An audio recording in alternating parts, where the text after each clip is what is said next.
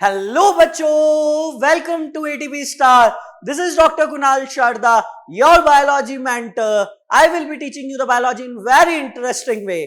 बच्चा लोगों, आज हम बहुत ही इंटरेस्टिंग टॉपिक के साथ आए हैं। अक्सर हमारे मन में डाउट होता है कि सर ट्विंस बच्चे कैसे होते हैं। आज हमारे घर में नन्हे मुन्ने हुए हैं लेकिन एक साथ दो, वो कैसे होते हैं? क्या सर इसका कोई तरीका है? मेरे को आज सुबह एक ने पूछ लिया, यार भाई मेरे को बच्चे पैदा करने हैं लेकिन मेरा मन है ट्विंस करने हैं, तो कैसे करूं? तो बच्चा, आज जो आपके मन में डाउट है ना, क्या ट्विंस हम लोग अपनी इच्छा से कर सकते हैं या नहीं कर सकते हैं, या ट्विंस होते कैसे हैं या कराए कैसे जाते हैं, तो उन सारे डाउट्स का सॉल्यूशन हम लोग लेके आए हैं आज आपके पास में। वीडियो को एंड तक जरूर देखना, लाइक और सब्सक्राइब करना मत भूलना, क्योंकि ऐसे इंटरेस्टिंग वीडियो के साथ मैं आता रहता हूं। जैसा कि आपको बताता, मैंने पहली वाली वीडियो बताई थी आबादी को कैसे कंट्रोल करें, बहुत अच्छी वीडियो चली, उसमें बहुत सारे मेरे पास कमेंट्स भी आए और मुझे अच्छा लगा। तो बच्चों ने बोला सर हमें व्याग्रा के बारे में बताओ, तो हमने नेक्स्ट वीडियो में व्याग्रा को आइडेंटिफाई करा। और आज हम लोग लेके आए जो बच्चों के कहने पर कि सर ये जुड़वा बच्चे कैसे पैदा होते हैं। इन जुड़वा एक जैसे ही दिखते हैं, अलग अलग भी दिख सकते हैं, तो उन सबका सॉल्यूशन लेके आज मैं आपके सामने आया हूं, तो उसको मैं बताऊंगा। साथ साथ में एक इंपॉर्टेंट इंफॉर्मेशन देनी है कि हम लोगों ने अली ग्लेडिएटर की जगह जो नेक्स्ट बैच है ग्लेडिएटर बैच, उसकी लॉन्चिंग हो चुकी है, उसके रजिस्ट्रेशन स्टार्ट हो चुके हैं। नीचे दिए गए फॉर्म में आपको सारी डिटेल्स मिल जाएगी, यानी कि ऐसे बच्चे जो नीट 2023 के लिए फोकस कर रहे हैं वो ग्लेडिएटर बैच ज्वाइन कर सकते हैं। All the details will be given in the form. Clear?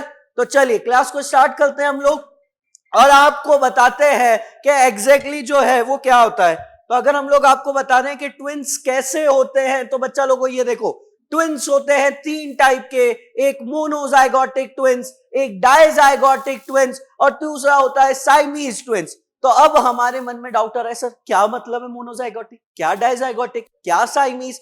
तो बच्चा इससे पहले मैं एक चीज बता दूं आपको पता है अक्सर हम लोग जब मूवियां देखते हैं, सीरियल देखते हैं, या कभी हम लोग गांव में रहते हैं, तो अक्सर ऐसा होता है ना कि लड़का या लड़की होने का बहुत वो रहता है। जेंडर डिस्क्रिमिनेशन गांव वगैरह एरिया में बहुत चलता था पहले, अब थोड़ा सा कम हुआ है लेकिन अभी भी है बहुत ज्यादा। तो जेंडर डिस्क्रिमिनेशन में हमेशा क्या होता है, एक लड़का हो, एक लड़की हुई, दूसरी लड़की हुई, तीसरी लड़की हुई, तो सास अपनी बहू को कह रही है, ए दुष्ट बहू निकल जा मेरे घर से बाहर, तीन तीन लड़कियां पैदा कर दी है तूने। तब उन्हें कौन समझाए? उन सास को अगर आइंदा से कभी दिखे ना तो समझाने ना कि दुष्ट बहू नहीं दुष्ट बेटा होता है सर ये क्या बोल रहे हो? इधर आ जाओ। मैं बता रहा हूं कि बच्चे में लड़का होना या लड़की होना कभी भी बहू के हाथ में नहीं होता, बेटे के हाथ में होता है। क्यों? क्योंकि जो मेल होता है, अगर हम लोग बात करें मेल की, तो मेल के स्पर्म के अंदर, यानी कि मेल गैमेट जो होता है स्पर्म, इसके पास जो क्रोमोसोम होता है वो होता है एक्स और वाई। फीमेल जो गैमेट होती है, फीमेल गैमेट के पास जो होता है वो कहलाता है ओवम, और इसके अंदर जो क्रोमोसोम होता है वो क्या कहलाता है? एक्स और एक्स क्रोमोसोम कहलाता है।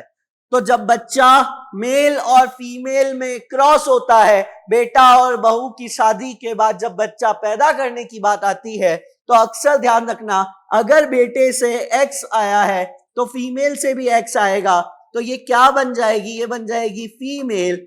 अगर यहां से वाई आया है और यहां से एक्स आया है तो ये बच जाएगा क्या? ये बन जाएगा मेल। तो यानी कि अगर बच्चा लड़का है या लड़की, क्या वो इस पर डिपेंडेंट है? नहीं।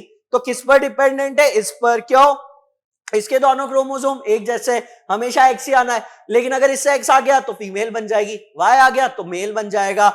तो ध्यान रखना, आइंदा से कभी भी कोई बोले ना कि दुष्ट बहू घर से निकल जा, तो उसको कहना रुक जाओ आंटी जी, दुष्ट बहू नहीं है, दुष्ट बेटा है।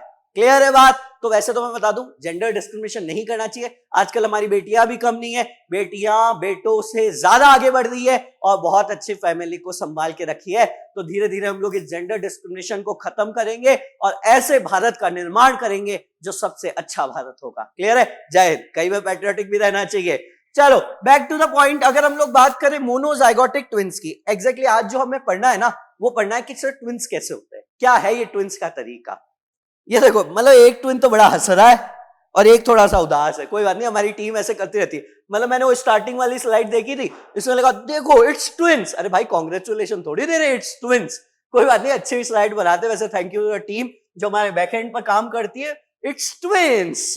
तो बच्चा देखो, एक बेचारा उदास हो गया और एक हंस रहा है, मुस्कुरा रहा है। क्यों? क्योंकि इसको टॉफी नहीं मिली है। तो बच्चा मोनोजाइगोटिक ट्विंस का मतलब क्या होता है?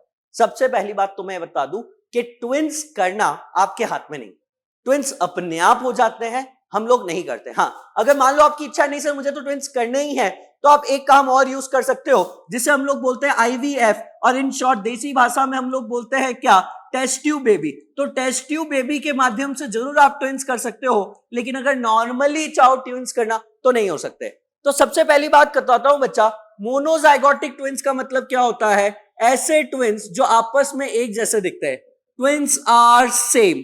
अगर आप इसको देखोगे और इसको देखोगे तो दोनों एक जैसे, बस हंसी तो नहीं रहे, बाकी दिखने में पूरे एक जैसे होते हैं। ये कैसे होता है? एक्चुअली जब फैलोपियन ट्यूब में एक ओवम आता है, ध्यान रखना ओवरी से हमेशा एक महीने में एक ही ओवम सिक्रीट होता है, अल्टरनेट ओवरी एक एक ओवम सिक्रीट करती है। आपको पता है फीमेल के पास 2 ओवरी है, लेकिन दोनों ओवरी ओवम सिक्रीट नहीं करती है, एक ओवम सिक्रीट करती है मेंस्ट्रुअल साइकिल के दौरान।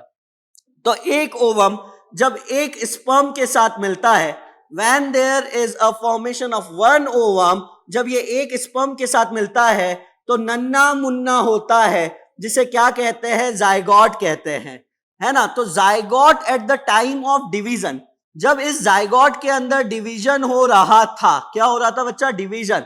तो डिवीजन के टाइम पर 2 चीजों का फॉर्मेशन हो गया, यानी कि डिवीजन के टाइम पर ये डबल में डिवाइड हो गए, और ये डबल अपने आप में एक पूरा का पूरा बच्चा बना देते हैं। तो ये कई बार ऐसा पॉसिबल है कि जब हमारे पास स्पर्म और ओवम आपस में मिल गया तो हमको जाइगोट मिल गया। तो जब उसमें जाइगोट हमें मिल रहा था तो उसमें डिवीजन होते हैं उनकी सेल्स में। तो सेल्स क्या होती है, कई बार अलग होके स्प्लिट होके अपने आप डिवाइड करने लग जाती है। तो एक सेल का गुच्छा अपने आप में पूरा एक बच्चा बना रहा है, दूसरा सेल का गुच्छा अपने आप में पूरा एक बच्चा बना रहा है, इसलिए ये ट्विंस हो गए। और ये ट्विंस हमेशा या तो भाई भाई होंगे या बहन बहन होंगे, ये कभी भी ब्रदर और सिस्टर नहीं हो सकते, यानी कि भाई और बहन नहीं हो सकते, और ये हमेशा एक जैसे दिखेंगे। क्लियर है बात? तो ये कोइंसिडेंटली होता है, ऐसा कोई हमारी बॉडी में ऐसा कोई मैकेनिज्म नहीं कि आज मुझे ट्विन करना है तो ऐसा हो जाए, नहीं, ये हमारे बस में नहीं है। दूसरी चीज आती है डायजाइगोटिक ट्विंस, जैसा कि आप इसको देख रहे हो, इसमें एक भाई और एक बहन है और दोनों एक जैसे नहीं दिख रहे। डायजाइगोटिक ट्विंस क्या होता है बच्चा, कि कई बार ऐसा पॉसिबल है कि आपकी जो 2 ओवरी होती है ना, वो एक ही साथ 2 ओवम का सिक्रीशन कर देती है। एक ओवम इधर आ गया और एक ओवम इधर आ गया, यानी कि एक साथ कितने ओवम सिक्रीट हो गए? 2 ओवम। अगर 2 ओवम हो गए तो एक साथ कितने स्पर्म आएंगे? 2 स्पर्म। तो इससे जो ऑर्गेनिज्म बनेगा, it can be the male, इससे जो ऑर्गेनिज्म बना it can be either the male, या फिर ये भी फीमेल भी हो सकती है, ये भी फीमेल भी हो सकता है।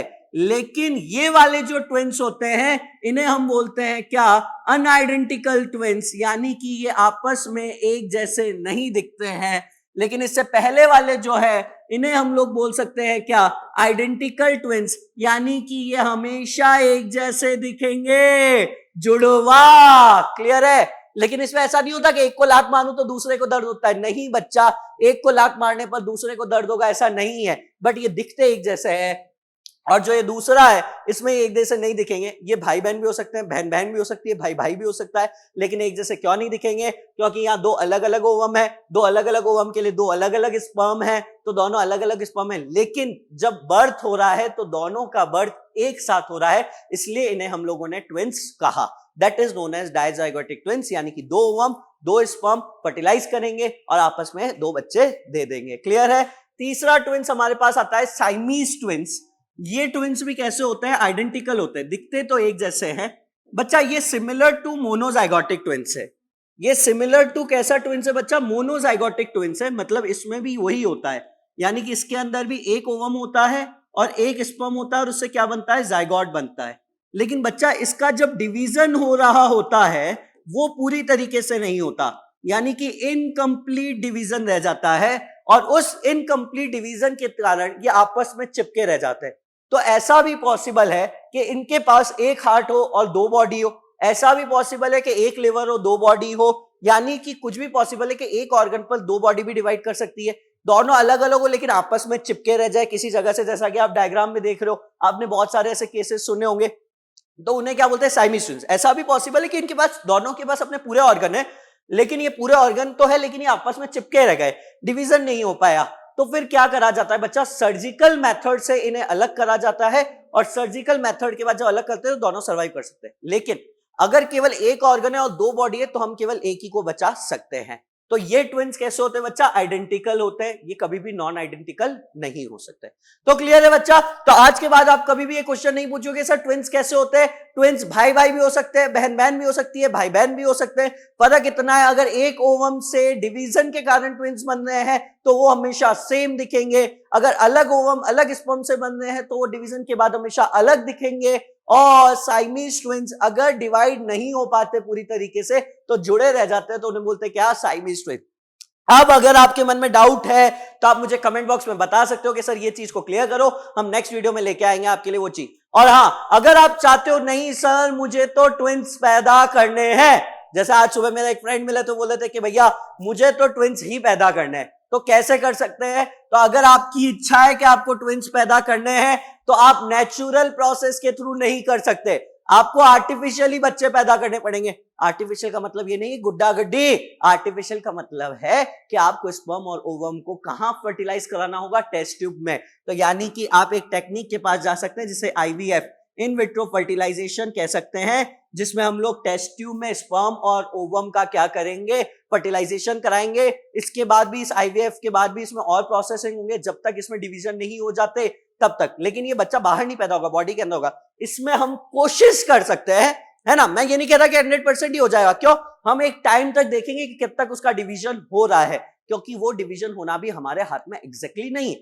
तो आईवीएफ में हम ये नहीं कह सकते कि आपके आइडेंटिकल ट्विंस ही बनेंगे, लेकिन हाँ, अगर आप चाहते हो कि अनआइडेंटिकल ट्विंस बनाने तो हम आईवीएफ के अंदर अनआइडेंटिकल ट्विंस बहुत आराम से बना सकते हैं। एक स्पर्म एक ओवम इसमें ले लिया, एक स्पर्म एक ओवम दूसरे में ले लिया, दो ट्विंस हो जाएंगे, आपके बॉडी के अंदर प्लांट कर देंगे। तो ध्यान रखना, अगर ट्विंस करने हैं तो आप आईवीएफ यूज कर सकते हो, और नहीं करने तो अपने आप हो जाते हैं कई बार, तो भगवान का प्रसाद समझ के उन दोनों बच्चों को अच्छे से खुश रखे, तंदुरुस्त रखे, लेकिन उनके मेंटेनेंस पर, उनके न्यूट्रिशन पर पूरा ध्यान रखे। और अक्सर ध्यान रखना, जुड़वा बच्चे जो होते हैं ना, उसको एक को लात मारने पर दूसरे को दर्द कभी नहीं होता है। तो क्लियर है। तो ऐसे ही हम लोग जुड़वा बच्चों के बारे में और बताते रहेंगे। और भी कुछ इंफॉर्मेशन चाहिए तो आप मुझे कमेंट बॉक्स में कमेंट डाल सकते हो। और हमारा ग्लेडिएटर बैच जो नीट 2023 के लिए फोकस कर रहे हैं, उसकी इंफॉर्मेशन नीचे फॉर्म में दी गई है। तो आज के लिए इतना काफी है, फिर मिलेंगे नेक्स्ट क्लास के अंदर। ऐसे ही बने रहिए हमारे साथ। This is doctor Kunal Sharda, your zoology mentor. Thank you.